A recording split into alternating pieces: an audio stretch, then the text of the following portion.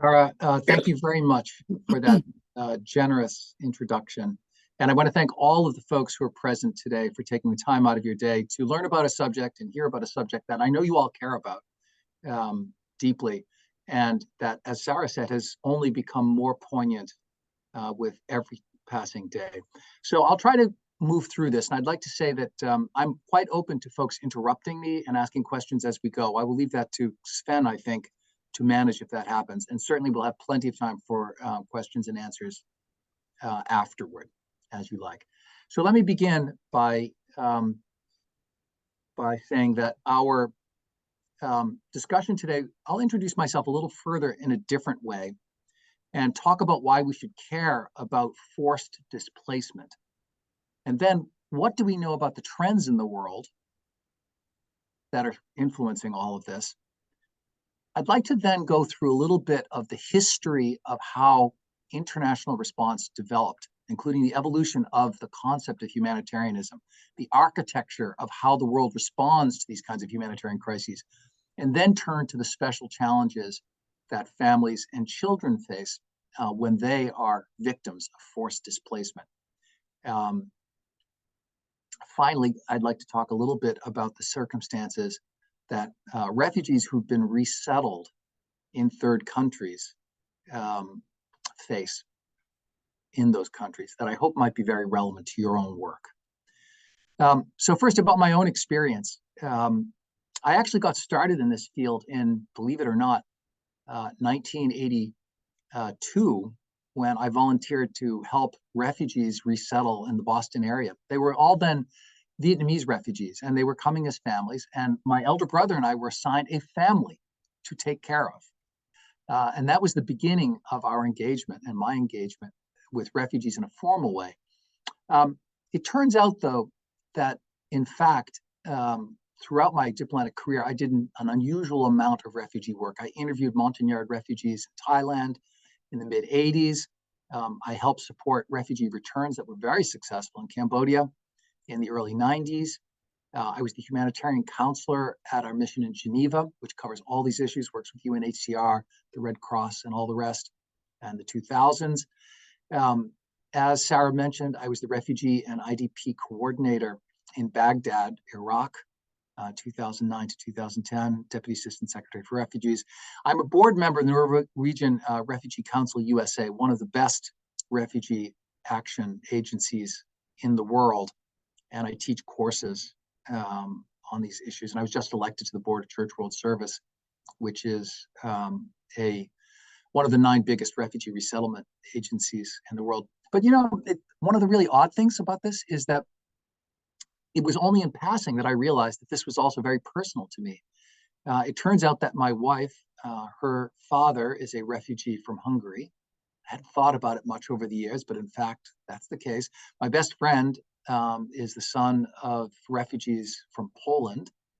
And so at holiday meals around the table, we have always had family members who were themselves refugees.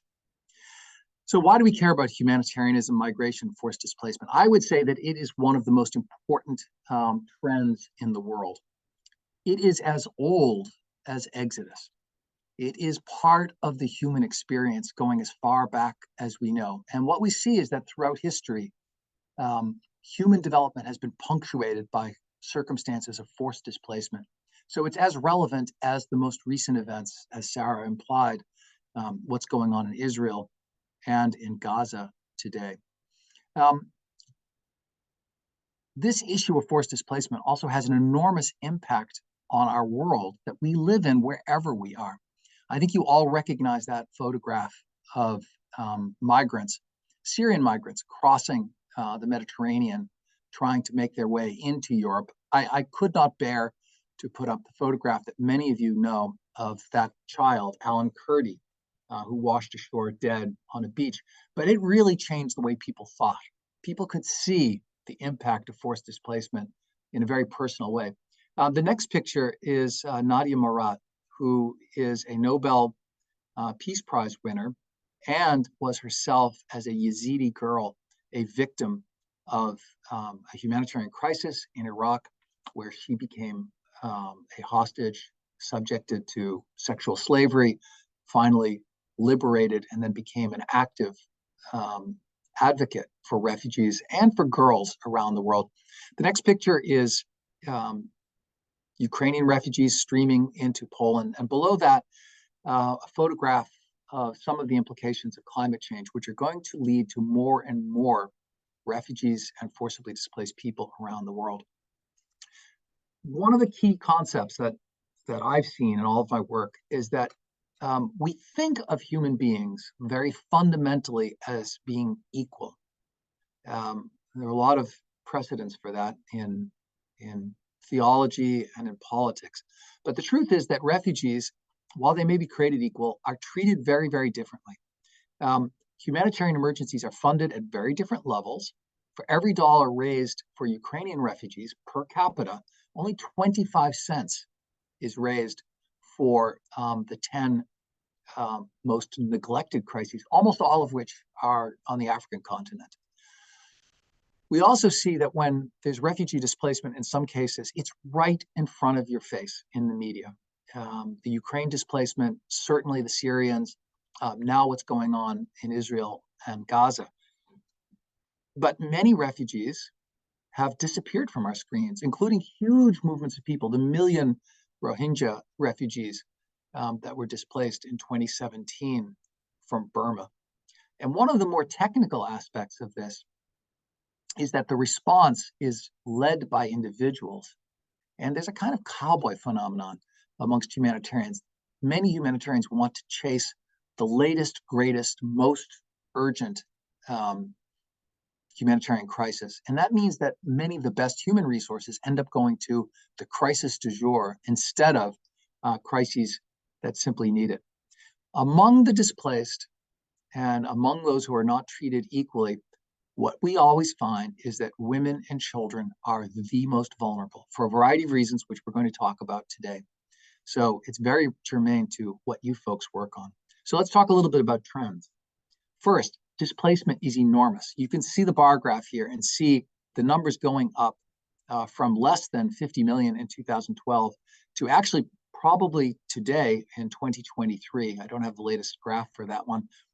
Probably around 113 million people. It never goes down. And that's a real issue. We're not finding solutions for refugees. Forced displacement also is having such an enormous impact on our political lives. Certainly immigration across the channel had something to do with what happened in Brexit. The Bataclan attack in Paris, I was stationed in Brussels at that time, and then there were attacks in Brussels. Everyone was blaming these on refugees. In fact, none of the people involved were refugees. We see there Angela Merkel, who very courageously accepted 1 million Syrian refugees into Germany. And while she survived that politically, we now see the rise of the, whatever it's called in English, the ADF, as now one of the largest parties, and it's very much an anti-refugee party. Donald Trump's rise had something to do with this as well. And we see countries like Lebanon, which have enormous refugee populations, being destabilized by the fact that they have so many refugees with them. I'm sorry, I didn't bring up the photographs as we were going. I'll have to note that they don't come up automatically in my screen. In the midst of this, the needs to support all of these people who are victims of humanitarian crises are also growing at enormous levels. The last number there is $38 billion, but that really grossly understates it because so much has happened since then. Again, the price just keeps going up. And there's enormous unmet humanitarian need. If you look at these numbers here, you see the general level, the percentage of humanitarian need that's met in a number of crises, generally under 50%. That means that critical needs, everything from food and water, but certainly education, psychosocial support, family support, all those things get cut first. So people who are in these conditions really find themselves often without things that they absolutely essentially need. I just want to pass by and say that while this phenomenon of forced displacement is so crucial to our planet right now. In fact, only a few countries are making very important contributions. Typically, the United States, the European Union, the United Kingdom, Germany, Japan, Canada, really important countries like China, Russia, and India make virtually no contributions whatsoever to humanitarian response. Zero in some cases. I think that Russia's contributions to UNHCR last year were trailing slightly behind Zambia's. But that also tells only part of the story. When we look at the burden of hosting refugees, we should all remember that, yes, rich countries are putting forward funds. They are accepting some refugees to be resettled. But in fact, most refugees are living in countries directly adjacent to them. You can see there that the 5 countries with the most refugees are Turkey, Iran, Colombia, Germany, and Pakistan. In many cases, we're dealing with countries that themselves do not have the resources they need in order to address these problems. When we look back in history, one of the questions you have to ask in trying to understand the humanitarian movement is, was it always there? Did we always have an impulse towards humanitarianism, treating humans in as decent a way as possible? The answer to this question, unfortunately, is no. If we look historically at various conflicts, civilians have always been treated extremely poorly in conflicts. I'm not sure how many of you read Thucydides, but if you're me, you assign it to all of your students. Pardon me. And it tells the story of the Peloponnesian War, where nearly 2,500 years ago, whenever an area was conquered, typically the men were slaughtered, the women were raped, and the children were sold into slavery. This is very brutal. But the thing that I find most shocking about it is that as we move forward, we see the Romans typically sold the people that they conquered as slaves. Soldiers frequently throughout history have been able to rape and pillage as one of the payments they receive, if you can believe it, for being a soldier. Certainly the Nazi death camps and the killing of 10 million civilians there, 6 million of which were Jews, left an indelible mark and has changed things in many respects. But one of the things that I find really shocking is that if you all study, and many of you have, the story of the Balkan Wars and the terrible case of Srebrenica, where Serbian soldiers surrounded the town, there were present Dutch peacekeepers who wept openly as they heard what was going on, but they did not have a mandate to intervene, and they did not. And 7,000, 8,000 Bosniaks were killed, and then they went on a raping rampage. So we see that sexual and gender-based violence is unbelievably common. But there's been a fight against this process. And that fight against this process, to me, is the fight for human dignity and the fight for civilization. The most important initial advocate of the humanitarian movement was a business person, Henri Dunant, who's a Swiss business person. I think some of you know about Henri Dunant. He happened to be present at the Battle of Solferino, which was in Italy, but was fought between French and Austrian forces, things being what they were in 1859. And when he saw the battleground after the battle with bodies strewn everywhere, but also people who were injured, not being cared for, and suffering terribly on the battlefield just to die on the battlefield, he launched the movement that ultimately became the Red Cross and Red Crescent movement. One of the very early advocates of this was an American, Clara Barton, who took the principles of the Red Cross movement and applied them to the American Civil War. To me, it's really important when we think about Clara Barton and Henri Dunant that they had fundamental principles that they were working from. And the principles that they established, which should be applied in all conflicts and in our response to all humanitarian emergencies, include these 4 that are most important. Humanity. This is a really interesting concept. It means that the suffering of humans anywhere is of interest to all of us because of our common humanity. Not everyone accepts that. That certainly is one of the bases for us subsequently in international law, developing the concept of crimes against humanity. Impartiality. Aid should be provided based on need, not on membership in a group. In other words, as Clara Barton did, you should provide assistance to soldiers on both sides or civilians on both sides of a conflict, not just those who are on your side. Neutrality, your assistance should not help or necessarily hinder any combatant party. You don't want humanitarian assistance to become part of the military equation. And independence. We seek to be independent from local authorities and not rely on those combatant parties in a conflict, recognizing that that will compromise the independence. I did it again. I'll have to be very aware of this. Compromise the neutrality, impartiality of our assistance if it is funneled through the hands of a combatant. So international humanitarian law, I'm not going to bore you too much with all of this, but it has evolved most importantly through the Geneva Conventions. The Geneva Conventions of 1949 elaborated a lot of laws, international humanitarian law, that are really, it sounds nice, international humanitarian law, but it's really the laws of war. What happens in conflict? The initial laws that preceded the Geneva Conventions focused principally on how you treat combatants, actual soldiers. What do you do with POWs? What do you do with injured enemy? What kinds of weapons are allowed to be used to try to limit the amount of suffering? But it has all evolved in 1949 to include treatment of civilians, protection of other things like explicitly nuclear power plants, which we are all witnessing as an issue right now in Ukraine. The Genocide Convention of 1948 defined the term. If those of you who have studied the Genocide Convention probably know that it's a very complicated document because it includes as a principal question in determining whether or not anyone is guilty of genocide, whether in fact they showed intent to destroy in whole or in part a group.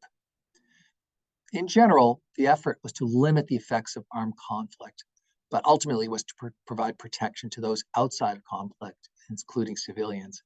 And as I said, it's been now applied, well, I didn't say this yet, it's now been applied as well to conflicts that are not international, domestic conflicts. So what we're trying to do, to my mind, is continuously push the boundaries of civilization, of humanitarianism, and of protection of human dignity forward through history against what we know is an onslaught of what happens typically in wars.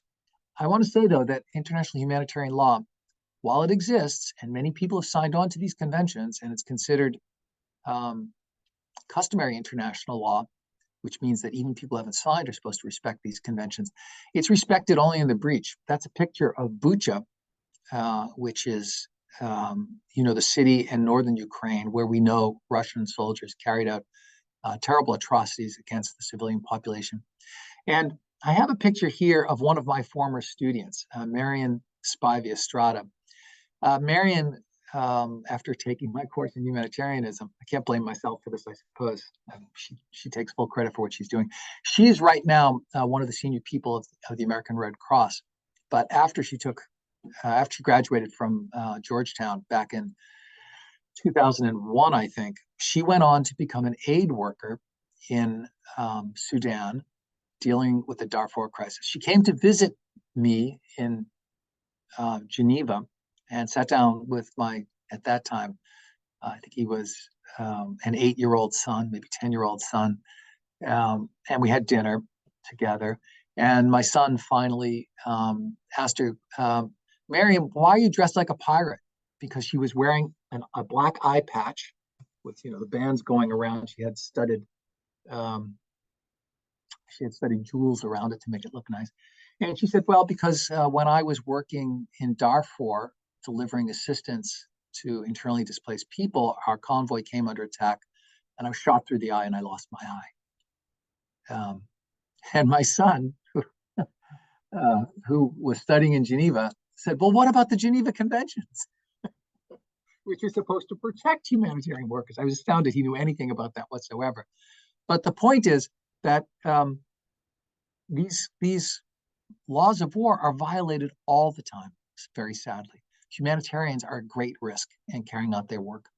I'm going to go through very briefly humanitarian architecture and say that there are 4 key institutions, but many, many institutions that play leading roles. And there are thousands of non-governmental organizations, some that are called INGOs at the international non-governmental level, and some that are local NGOs. And they can be extremely local. Just a village getting together and organizing itself to provide some kind of assistance. The most important is the Red Cross and Red Crescent movement. You all know that symbol. The Red Cross is the Swiss flag flipped. So instead of a white cross against a red background, a red cross against a white background. As Muslim countries joined this movement, the Red Crescent was added as a symbol of neutrality. And that diamond that you see there, what's called the crystal, was added to this process only in 2006, 2007, while I was in Geneva and participated in the negotiations that permitted finally the Israeli Magen David Adom humanitarian society to join the movement. UNHCR, the UN High Commissioner for Refugees, will talk more about how it is supported by a convention. But since then, the International Organization for Migration has done a lot in aiding the movement of refugees and even the protection of refugees. And then the Office of the Coordinator for Humanitarian Affairs, now headed by the British national Martin Griffiths, is trying to do overall coordination. Please look at those symbols. They present something really important. If you look at UNHCR, it shows a human being being protected by hands, and the hands create something that looks like a house. This idea of protection is fundamental to the humanitarian movement, trying to protect people who are not protected by their own governments, or because they've been forced to flee, may be in very precarious situations. And if you look at IOM, they focus, in fact, on what looks like a family as part of their fundamental work. I'm going to not comment on this, but this gives you a good idea of the different kinds of people who are forcibly displaced and vulnerable. Notice that the internally displaced at the bottom in light green are the most. Those are people who have fled inside their countries from conflict, but haven't crossed an international border. And then we see the dark blue and the lighter blue who are refugees. And then there are asylum seekers. And then there are other people in need, usually people who are stateless and so forth. So it's very important to understand that people flee internally first. And what we have found is that typically, in the case of Syria, people will flee 3 times inside their own country before they actually decide that it's simply not safe enough. They can't take care of themselves, their families, and will cross borders and become refugees as defined. This shows the number of people, refugees, asylum seekers, and others. It's very clear. There are spikes, and the spikes are related to wars. Every time there's a war, the numbers jump, and that continues to be the case. When we think about some of the legal underpinnings to protect refugees and internally displaced people, a very important starting point is the Universal Declaration of Human Rights. And I'm sure you are all very well aware of that document in 1948, coming out of World War II. And there's Eleanor Roosevelt, who's the chairperson of the committee that drafted it, a very international committee. One of the articles, Article 14, says everyone has the right to seek and to enjoy in other countries asylum from persecution. What's missing is any obligation to accept refugees. This is really important, and we're all living it. Refugees have the right to ask, but governments are not necessarily obliged, certainly not from the founding documents, to accept refugees. I would also note that in the Universal Declaration, there's Article 25. Motherhood and childhood are entitled to special care and assistance. All children, whether born in or out of wedlock, shall enjoy the same social protections. From very, very early in our construction of this rights-based framework to protect vulnerable people who are forcibly displaced, we were focusing on families and children. I won't go through the 1951 Refugee Convention at great length.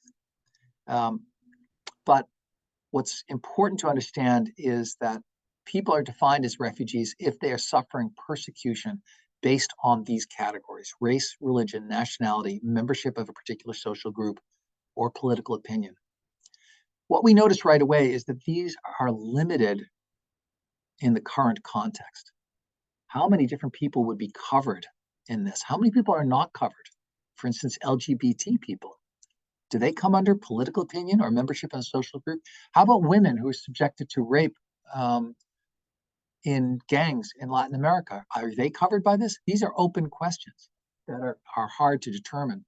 The Refugee Convention talks about this well-founded fear, but who decides this well-founded fear? And the answer is that it's done sometimes by UNHCR, but oftentimes by the authorities of local countries. In every European country and in the United States, we have different kinds of either tribunals or judicial proceedings in which asylum claims are reviewed based on local law, which typically mirrors the Refugee Convention, to determine whether or not the people who have shown up are just economic migrants who are not deserving of protection, or if indeed they meet the standards of the Refugee Convention and domestic law and deserve protection. As you know, this is an extremely controversial question. Many people would see some people as refugees while others would not. And in my own country, in the United States, we have seen this issue tossed upside down as we went from the Barack Obama administration, which I served in charge of refugee admissions to the United States, to the Trump administration, where I continued that role. We went from trying to open our doors as much as possible and widen the definitions to closing them down to a trickle. I've got some pictures there. You can see a refugee status determination meeting going on, and those people are being interviewed. These interviews often go on for 3, 4, 5 hours. A family will be sitting in front of a UNHCR official for 3, 4, 5 hours. And that picture down there is Iraq. And my office was right underneath that tower, right next to the wall in the green zone, so we could let asylum seekers in to interview them. I'll say just a word about asylum. The Universal Declaration, as I said, only obliges or ensures the right to apply for asylum. It does not ensure that you will get in. So not all states recognize their obligations in the same way. And normally, asylum is granted only on your territory. There are exceptions. I have up there the picture of the U.S. Embassy in Budapest, where that cardinal lived, I think, for 17 years. And then below is the U.S. Embassy in Phnom Penh, where I was stationed. And there is the head of the Cambodian opposition. And we let him stay inside our embassy for a certain period of time, but would not let him stay there forever. The concept of non-refoulement is very much alive. And basically it says that no one, as defined in the Refugee Convention, and now considered part of customary international law, should force anybody back across a border if they're going to face imminent harm. Sometimes this is obvious. We wouldn't want to send Rohingya refugees back into Burma, where we know the government is actively killing them. But what happens on the high seas? Is it right to force a boat back if you intercept it? Where does non-refoulement really count?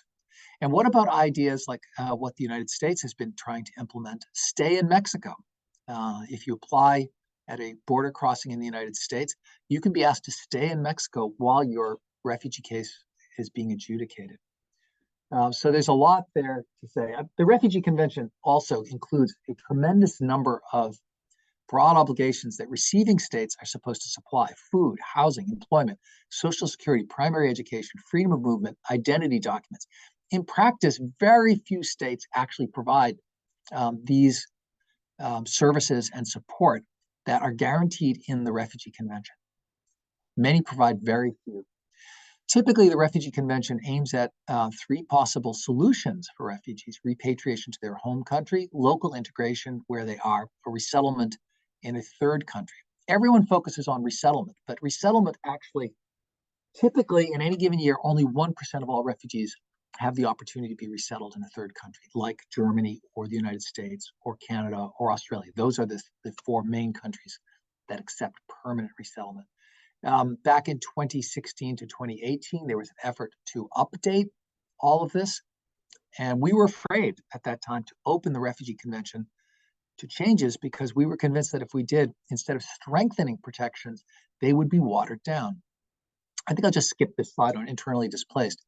But an effort was made to develop rules to protect people who are internally displaced, who haven't crossed borders. Basically, it was a job of stapling together various humanitarian, human rights documents, and laws and customs. In fact, there is no international treaty on how to deal with internally displaced. The organization of response to all of these crises, you saw the numbers, not only the numbers of refugees and internally displaced, but also the amount of money that's being spent on it right now. It's a gigantic industry. And there was an effort to take what had been a free-for-all and organize it under the UN system into what was called the cluster approach.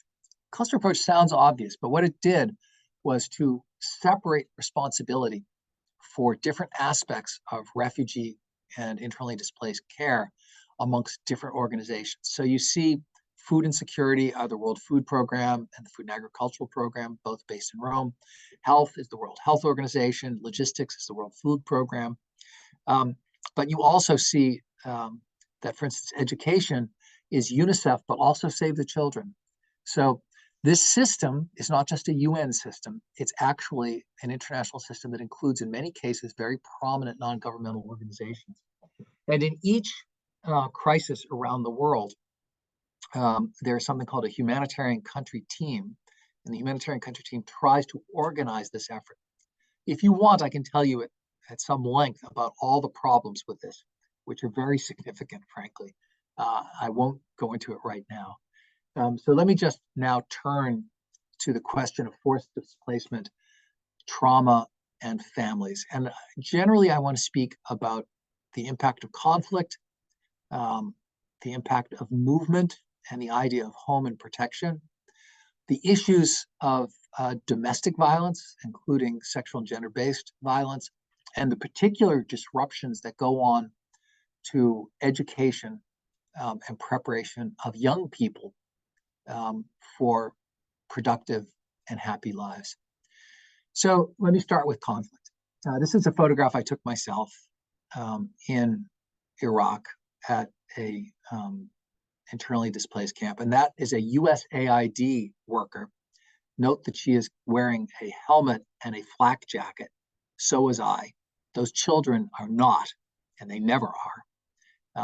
The vast majority of people who are displaced because of conflict. When we think about refugees and displaced, wherever we meet them, it's very important to recognize that they have probably gone through levels of personal trauma that are quite significant. They have probably been subject to violence, or they have witnessed violence very close to them. Just on a personal note, I mentioned my father-in-law. He told me that he saw his grandfather shot to death in front of him during World War II by Nazis. One of the things that we see so often is that when refugees are resettled, especially when internally displaced move, they don't necessarily exit a war zone. Often they're left in places where conflict is still going on, where they may be subject to the depredations of local militias, of formal armies, of armed groups. And it is not uncommon, very sadly, for refugees to be in camps where they might be subject to abuse by the local authorities, because they have no legal protections usually in those camps. I should note here that today, this is not widely known, I think, the majority of refugees don't live in refugee camps. They live in urban settings. And a great example for that was a visit I paid to Istanbul. I'm sure some of you have been to Istanbul. Maybe somebody on this call is from Istanbul. And there are now about 750,000 Syrians living in Istanbul. There are whole communities where the signs are now in Arabic, no longer in Turkish. And they're living there where they are subject to whatever goes on, whether it's abuse by landlords, local police, gangs. And in almost all of these cases, as people are moving, and especially as they're moving as internally displaced, which may go on for years before they cross the border, there is very limited or almost no psychosocial counseling for these people. They're not receiving any psychosocial care in most cases. And I've been to many places where refugees are well established, whether it's camps or urban settings. And again, this is one of the areas that is least funded. I mentioned the idea that most forcibly displaced move 3 times internally before moving across a border. That's a fourth move. And then they may move again to ultimately be resettled in a refugee-hosted country like Germany. So this thing can go on for years. It's tremendous disruption. And in the process of this disruption, it's extremely common for families to be broken up. And that breaking up sometimes happens in a haphazard way because of the confusion of conflict, sometimes because people are killed in the process, but often certain members of the family, usually young men, will be sent ahead to determine, is it safe at the next place? And that means that sometimes families are separated by their own choice as they try to find some kind of durable solution, but this can go on for years. I remember, this was kind of a special case, but I was in Cambodia in 1993, and we organized the return of 360,000 refugees. UNHCR had the lead from camps in Thailand back into Cambodia. And I remember being there when the first train arrived in Phnom Penh and seeing the refugees get off. Family members knew they were coming, and I saw these 2 brothers look at one another, and they were just hitting one another with their fists. They could not believe the physical reality that their family was being reunited after 17 years of living apart. This is not a completely uncommon situation.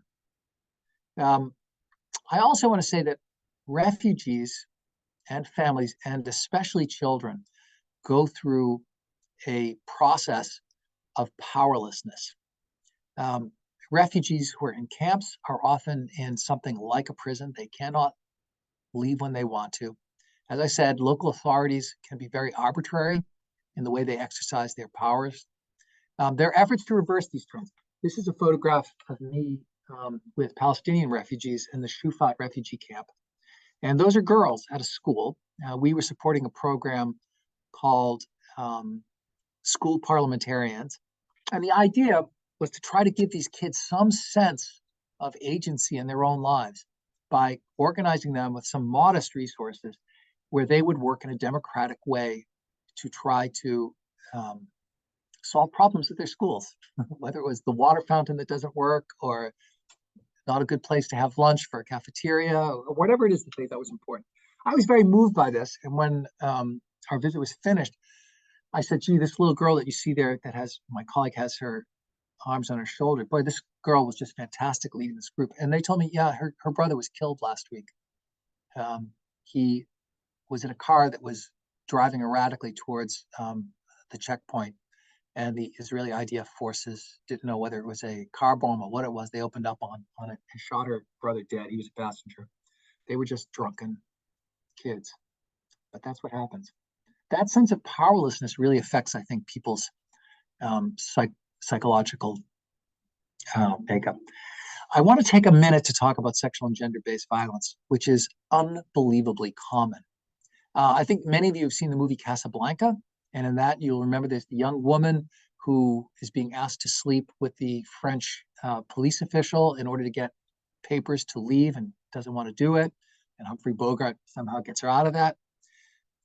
That was a beautiful depiction of something that's really horrible and that goes on all the time. Sexual and gender-based violence is a very common war crime.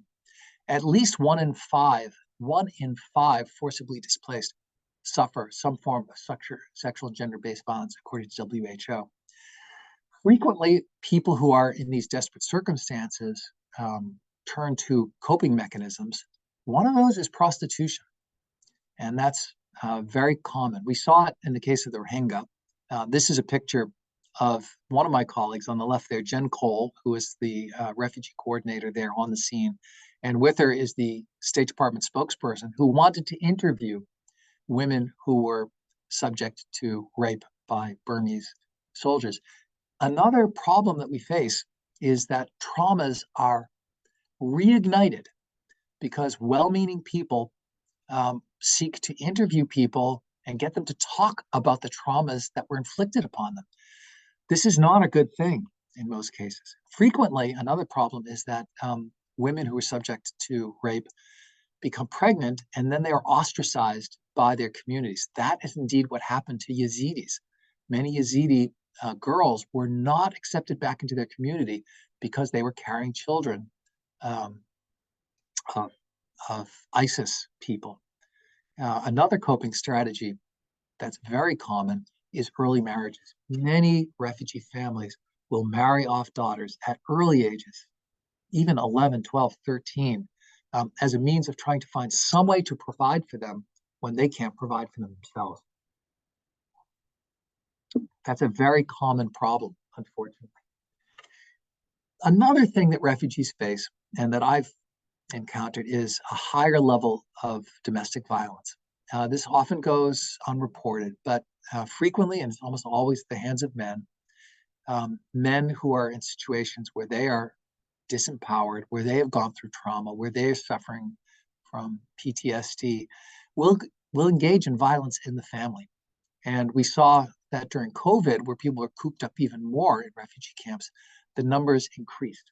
When I was dealing with refugees, Southeast Asian refugees in Boston, I remember the family members, the children, after we got to know them, telling us that the father beat the mother. A very key part of this is education disruption. That's a picture I took with Syrian children in Beirut.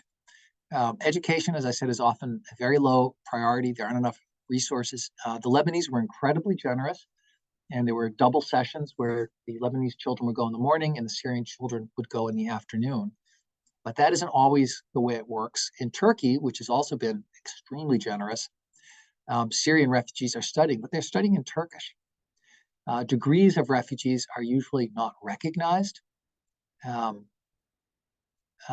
therefore, you've all had this experience. You get into a taxi and you find out that your taxi driver is an Iraqi doctor who is left driving a taxi because they won't recognize the medical degree. So they're very different levels of protection of education and promotion of education. In 2013, recognizing this, folks launched the No Lost Generation program, which focused especially on Syrian and Iraqi refugees and tried to find ways to ensure that education did not lead to dead ends and to support education. I think it's extremely important to give people, and children especially, some sense of hope. If you don't go to school at all, or if you just get 2 or 3 years of education, what future could you possibly have as a child growing up? Even if you are fortunate enough to find your way to resettlement someplace that's safe.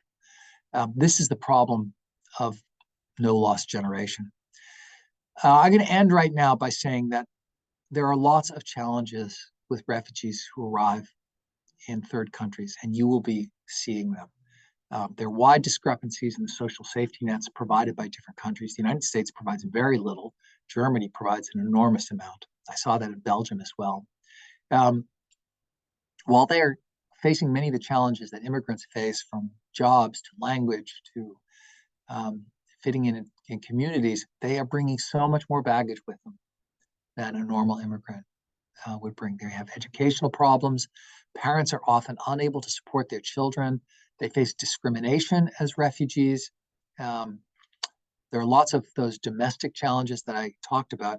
And one of the things that we see in refugee families is that young children end up being not only the repository of hope for their families, but actually end up taking on much bigger roles because they quickly learn the local language. They may be in school. They may know how to do things that their parents simply can't figure out. And it's turning a family upside down inside many of these communities. Let me end all together with this photograph. This is a picture I took in a Rohingya refugee camp, and it's, as you can see, with children. Wherever I've gone, whatever refugees I've dealt with, what I have seen is that children are remarkably resilient. Auntie. They will find joy in places where you would think there is no joy whatsoever. So despite all these challenges, I think there are many very positive aspects that we can all build on. So that's it. I'll stop there. I'm open to questions. I think I'm going to stop sharing my slides so I can figure out how to do that. Can I figure out how to do that? There it is. Stop sharing. Okay. And I hope that was useful to all of you, and I'd be glad to take your questions or your comments. Mark, thank you so much. That was fascinating and worrying at the same time. And I know that there will be members of the group of associates online today who will have some questions for you. And I have one, but I'll be the last to go. So I hand it over to Francesco Belletti, who will be handling the questions and answers. Thank you, Sarah. Thank you, Mark, for your very informative presentation and full of questions, actually, rather than answers. And every people who is participating to this webinar can raise his hand or her hand with the function raise hand, and we can put her on the screen so that we can listen directly the question from the participant, or we can receive a written question, and then I can pick up all the questions and read and put to Mark in order to have possibly a good traffic of questions and answers, having answers not too long, for giving the floor to as more people as possible. Now we have one question, a written question that I can read. Is that from Ann Berger? Is there any international organization that is attempting to standardize the criteria for refugee status? Mark, possibly you can answer directly to each question. Okay, absolutely, but not perfectly successfully. The overall responsibility for this under the Refugee Convention comes to UNHCR, the UN High Commissioner for Refugees. The current one is Filippo Grandi, an Italian. Former one was a fellow by the name of Antonio Guterres, who's now the Secretary General of the United Nations. I worked closely with him in Geneva when he was there. They have a large staff of legal officers. I worked very closely with their head legal officer, who at the time was an Australian. And each year they review at their annual meetings the circumstances, conditions of refugees, but also try to work on the status of refugees. For years, they tried to expand the body of rights and recognition of vulnerability for refugees. But right now we're in a period of retrograde motion. And as I said, in 2016, at the United Nations in New York, there were two summits held, one hosted by Barack Obama, the other hosted by the Secretary General, focused on refugees and internally displaced. And they opened a process that led to two documents, the Global Compact on Refugees and the Global Compact for Safe, Orderly, and Regular Migration. As I said, this process turned into kind of a fiasco. And part of the fiasco was that the United States had been the driving force behind this thing under the Obama administration when I was working there. And then under the Trump administration, we pulled out. And it was very quickly recognized that a number of countries, whether it was Poland or Germany or even India, did not want to expand the status of refugees and expand what countries were obliged to do to support refugees. The bottom line in all of this is that this process goes on through a number of different sets of meetings with UNHCR typically in the lead. The Global Compact called for a meeting every year to review this process. Very little progress has been made, but there has been, I think, one very important change, and that is that we are all now, I think, looking at refugees differently, recognizing that most of them will never go home, recognizing that most of them will never get resettled in Germany or Italy or the United States or wherever. And therefore, the emphasis now is on protection of agency and self-reliance for refugees wherever they are. I'm not sure how to describe this exactly, but instead of trying to ensure that external organs and governments provide protections, especially economic opportunity, increasingly we're trying to work with countries to permit refugees to engage in economic activity at a local level. Many refugees, when they arrive, don't have the right to work wherever they are. And so work permits are really important. Recognition of degrees is very important in all of this. And I would say that we are making some headway. One of the ways that this situation is improving is convincing refugee hosting countries that the people they're hosting actually can be an economic benefit to their communities. This goes on in very strange ways, but I remember in Lebanon, they used to tell me that Palestinian refugees would work for half the rate that that Lebanese would work. And then when the Syrians showed up, they would work for half the rate the Palestinians would ask for and do a better job. That creates, as you know, conflicts inside countries that try to expand the working rights of refugees and asylum seekers because local people fear that their jobs are being displaced by people who will do it for less. It's an issue, but I still think that this is an important part of what's going on. I'll raise one other issue about the status of refugees. When I started working in this area, it was truly a top-down approach, and the top-down was from the High Commissioner for Refugees all the way down to the refugees. There is increasingly an effort to try to capture refugee voices and trying to determine what they will do with their lives, what their needs are. Frequently, no one asks refugees, what is it you need? What is the thing you're most worried about? One of the simple things that I saw that was really a difference over the course of my career was we used to give refugee families a basket of goods. And there was this organization to put together. Actually, I remember these baskets. There's a big basket. And in the basket, there would be a can of cooking oil. There would be a 5-pound bag of rice. There would be some small amount of protein and a couple of other things. We did this for years. It was incredibly costly to put these things together. It wasn't necessarily what the families wanted. And so one of the big changes to help empower refugees has been to say, no, we're going to give you cash. That thing would have cost us $20 a month. We're going to give you the $20 and you can spend it however you want. So if you don't want the cooking oil, you don't have to buy the cooking oil.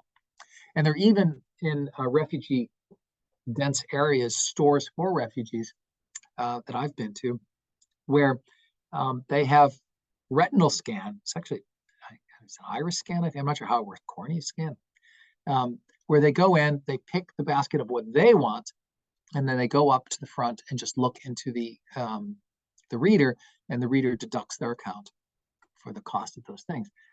All of this is trying to find ways to empower refugees where they are. And it's a big change, I think. And I think it's good. I actually resisted it, I have to admit, at times, because I thought, wait a minute, these people are going to be exploited because now suddenly they have something that's monetized. The truth is it was always monetizable.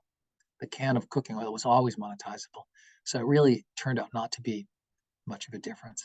Anyway, I hope that answers some of your question. Really, you did. And now we can give the floor to Shailata from India. Maybe, well, okay, here she is. Shailata, the floor is yours. Thank you very much, Francesco. It's evening for us, so good evening, Ambassador Mark Storella. Good morning, Srilata. It's morning in Boston. Okay. So thank you very much for all that you shared. It so resonates with what I have seen and read in India, I see layers of complexities that get not only add, but compound the situation. So, for example, it's not just gender and children and age that complicates issues. Religion complicates issues in a very big way. Particularly the current trend all over the world, whether it's Islamophobia or whether it's any other religion, this religious exclusion is and I have seen in emergency, in disaster, natural disaster situations, where just because someone belonged to a particular caste, so one of the survivors told us that I recognize that this person belonged to another caste, so I let them go, get washed away in the floods. So Terrible. I keep wondering, what kind of human beings are we that we don't even care about each other the way we need to, just the way we want to be cared for. I'm wondering if there are some experiences or some light that you can shed on how these divisive factors can be, maybe addressed, or maybe, yeah. Thank you. Srilata, thank you very much for your question. You are in India, and in fact, while many people outside of India don't know this very well, at partition, India and the subcontinent were the scene of one of the greatest. Can people still hear me? I see the things moving around on the screen. Yes, okay. Yes, one of the greatest displacements in human history. absolutely. As Hindus and Muslims sorted themselves out. Some people say 10 million people were killed in that process. And so India knows this, even though India is actually the largest Islamic country in the world. People don't know that either. More Muslims in India than any other country. But in any event, these problems of prejudice are absolutely common. But what people talk about in the refugee movement, and this is probably something that you all deal with all the time, and actually, Srilata, your example is so striking and very sad and tragic, but it's absolutely striking because it's the concept of the other, the idea of turning other human beings into something that you would consider different from yourself. You make a distinction between yourself, your family, your clan, your religion, maybe your nationality, with these other people. And once you designate them as the other, that opens the door to dehumanization. It makes it possible to let go of the hand of somebody of a lower caste in a flood. Strange. I mean, the burning example of this, of course, is the Holocaust, and the effort to categorize Jews, but not only Jews, Gypsies and some others, as Untermenschen, subhumans, not equal. This is the first thing that happens, I think, in these kinds of crises that permits, very sadly, people to behave in very savage ways. And we see it over and over again. Honestly, we're seeing it right now in the Middle East. How in the world did the things that we're seeing, whether it was in southern Israel or right now in Gaza, how was it that people thought that made sense to do that? And a big part of that is not just anger and not just political grievance, but actually characterizing people on the other side as somehow less than real humans. So I think this is the fight. That's why humanitarianism, the very first principle, is humanity. If we don't recognize a common humanity, all of these things can happen. My own personal experience, I worked in Cambodia actually for a total of 6 years. And this is one of the most bizarre cases of all. The genocide in Cambodia was carried out by a political party, the Khmer Rouge, which just means red Cambodians, against their own people. And the distinctions were between what they called the base people, who were poor farmers, whom the Khmer Rouge considered to be part of their movement ideologically, even though they often weren't, and the others who were educated people, even though the leaders of the Khmer Rouge all had PhDs from Paris. It was crazy. So you raised the exactly right problem, and I just think we have to push back, and emphasize common humanity. That first principle, that first humanitarian principle, is the most important. I'll stop Thank there and you. take the next one. Thank Thank you, you. Mark. Another question from Preeti Manuel from UK. Thank you, Professor Storella, for an in-depth and concise analysis of the situation. It is worth to tell. What would you say are the successful models for treating refugees equally by host countries? I live in the UK and have provided foster carer support for child refugees from Iraq and Sudan, and been a host for Ukrainian refugee family, but found the local council far more supportive of the Ukrainian refugees. And it happened all over Europe, this kind of privilege. Yeah. Well, first, may I just say, express my admiration to you for your personal commitment.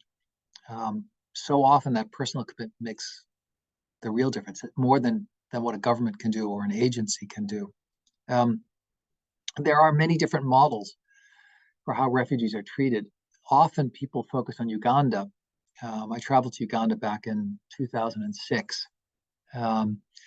And in northern Uganda, there are a series of different kinds of refugees, Congolese, Sudanese, and some others. And Uganda is a big country, not that densely populated, but the Ugandan authorities provided 2 hectares of land to each refugee family to permit them to subsist through agriculture that they carried out themselves. That was a very generous model, and not all countries do that. And frankly, very few countries do that, but they did. And I consider that a kind of gold standard. When I was in Zambia, there was a refugee camp called Mayukwa Yukwa. It was the oldest refugee camp, still is, I'm sad to say, in Africa. And I worked with UNHCR and with the president of Zambia to ultimately permit many of those refugees to simply become citizens where they were. Let them integrate entirely, give them full rights. That is a great example. I guess I would have to point, though, also to Turkey right now. And Turkey is hosting more refugees than any other country in the world right now. And the Turkish authorities, and I've visited with them and heard their explanations and why they're doing what they're doing. They have provided access to education and healthcare in their own system to the 3.5–4 million refugees who are there. Not all of them get the same access, depending on when they came, what their status was, and so forth. They have to study in Turkish, but it's a tremendous burden. And the cost to the government of Turkey, the Turks claim it's $30 billion a year. That's an enormous amount of money. Those are huge resources. What we see so often is that there is an initial acceptance of refugees, but then there is a fatigue with the refugees that sets in. And then you start to get a backlash, and you get that problem of defining the refugees as the other. Racism is on the rise. And then you have problems, including sometimes violence, but certainly closed borders. I'm not sure how many refugees Germany is able to accept now after accepting 1 million refugees. And as I said, we're seeing a political backlash to it. So I think that we have models that are very good. Look to the models in those poor countries or middle-income countries that I think really should set for us in wealthier countries a bar that we should try to live up to. And I do have to say that, I worked with refugee resettlement in Belgium when I was stationed there, and the Belgian authorities provide a very robust social safety net with housing and education and all the rest. And the joke was that refugees would show up in places like Sweden, which is also extremely generous, and the first thing they would say is, "Where's my house?" That's an exception, but it's an important exception. I hope that answers part of your question. Okay, now we have Sophia from Germany, and I give Sophia the floor. Thank you very much. I hope you can hear me. Yes. Thank you very much for the very interesting presentation. I also am very interested. Your perspective on Germany was also very correct and very interesting, and it ties in well with the research that we have been conducting at the German Youth Institute. We have been conducting research with the Ukrainian refugees. And what was an interesting result is that we could see this different attitudes and different kind of treatment of the Ukrainian refugees. As you also mentioned, for every Ukrainian refugee, there's more money raised and also more resources spent. I mean, we had the kind of conditions that they were seen as European citizens and therefore had a more quicker access to education and social services in Germany. And I think this is a very interesting point that you said, this kind of fatigue that the German society or people experienced with the other refugees in the refugee crisis. And I was just wondering if this possibly is an outcome that we could see with the Ukrainian refugees in the future. And another comment, just seeing that this kind of different treatment of refugees, it leads to social unrest between the refugees themselves. So meaning that the other refugees that have been here in Germany and have not been treated fairly are the ones that are unhappy or maybe showing animosity towards the other refugees, kind of feeling this unequal treatment and letting it out, in my case, in this study, on the Ukrainian adolescent refugees. And I think this is a very sad development. And it's not the root cause to kind of have this animosity towards the Ukrainian refugees, because this stems from the social inequality in the system. And that was just my comment. I thought it was very fitting also due to the questions before. But we also see this unequal treatment and the effects that it can have on children, adolescents, or just the refugees that are also most vulnerable. Thank you very much. Sophia, those are really valuable comments, I think. And what should I say about this? Let me just say about Ukrainian refugees that they were seen as less the other. And people just say it, they are white and they're Christian. And that made it easier, I think, for a lot of governments.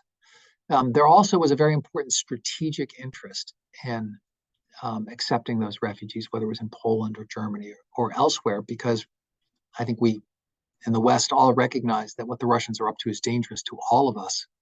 And so we should try to support the Ukrainians however we can. Part of what's happened with the refugees is that most of the Ukrainian refugees are women and children, because most of the men are not allowed to leave and are indeed engaged in fighting. That actually made them as refugees more palatable as well.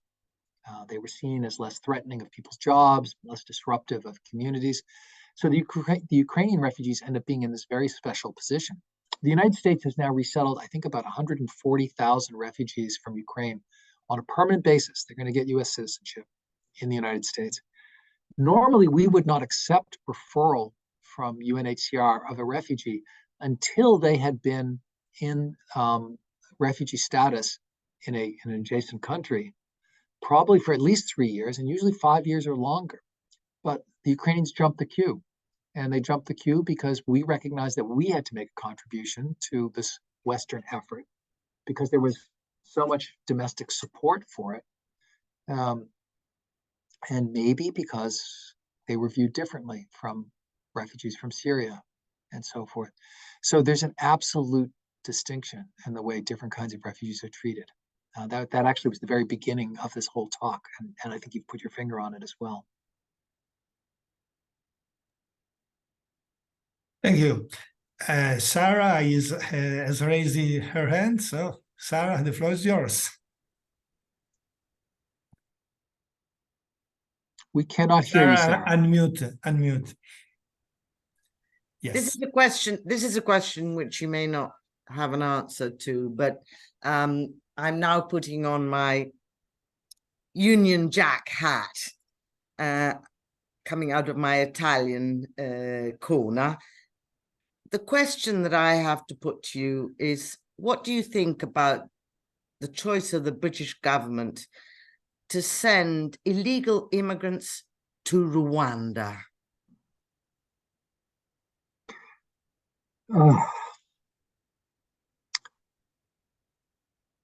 I don't think much of it. This is not the first time folks have done something like this. And I think it's a response to the political realities of what's going on inside the UK. The UK politics is highly disrupted going back to Brexit. Brexit was not all about refugees at all. In fact, refugees were not the main reason, nor was migration, but it was part of the mix. And I think that governments, even conservative governments, feel a need to try to respond to, I should say liberal governments, but what I mean is not radical governments, feel a need to respond to show they're doing things. Look what's just happened in the United States. Joe Biden has said that he's going to start building more wall on the border with Mexico.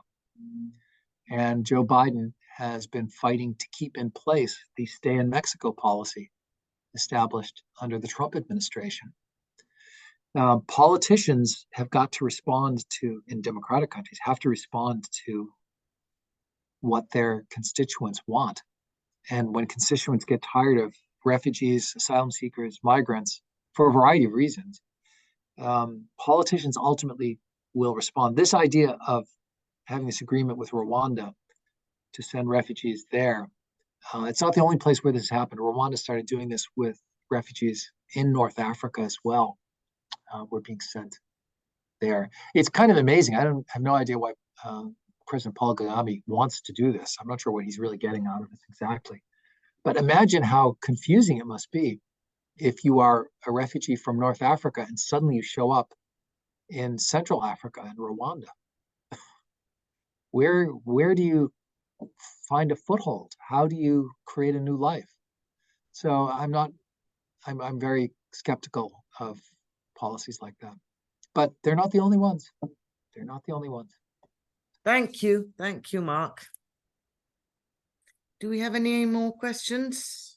I can have a question which is a bit apart from the refugees topic, but it is making war more human. You were speaking before about general agreements, international regulations about how to be humanitarians, and is it a feasible thing, this kind of trying to make war not too damaging civil people and so on?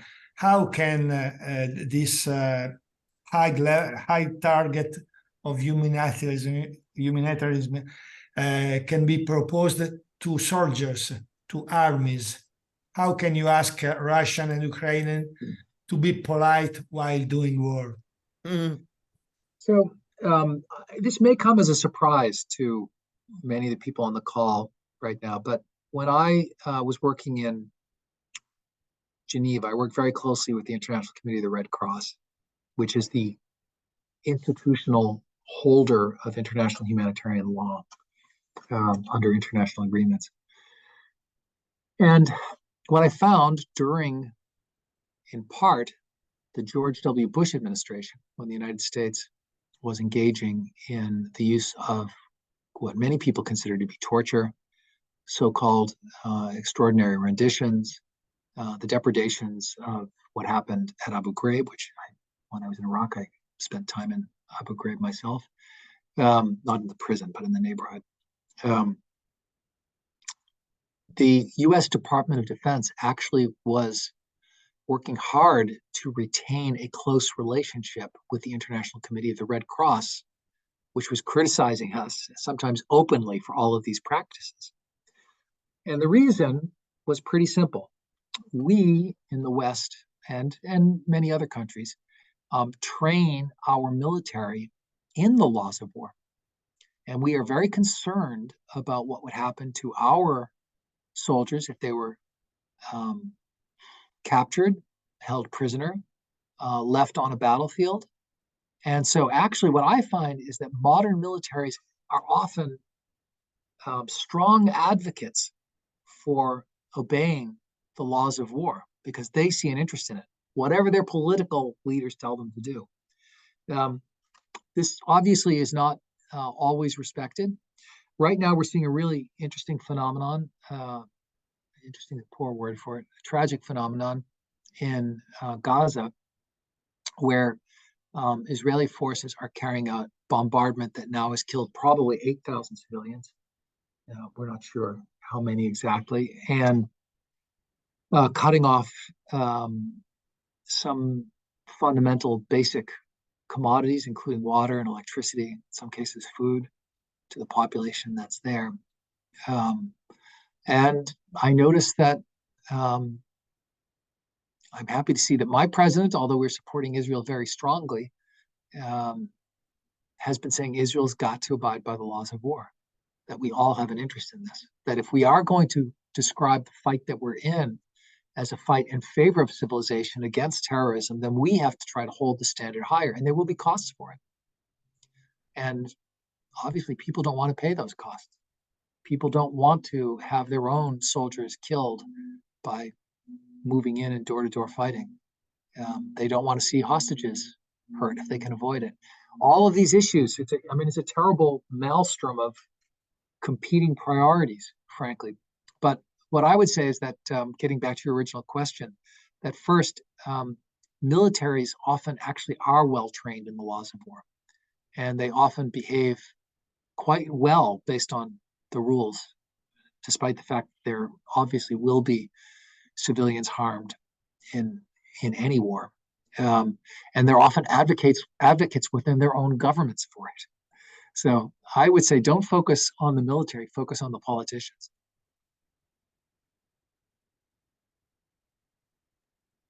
One quick last question, because it's inherent to my profession.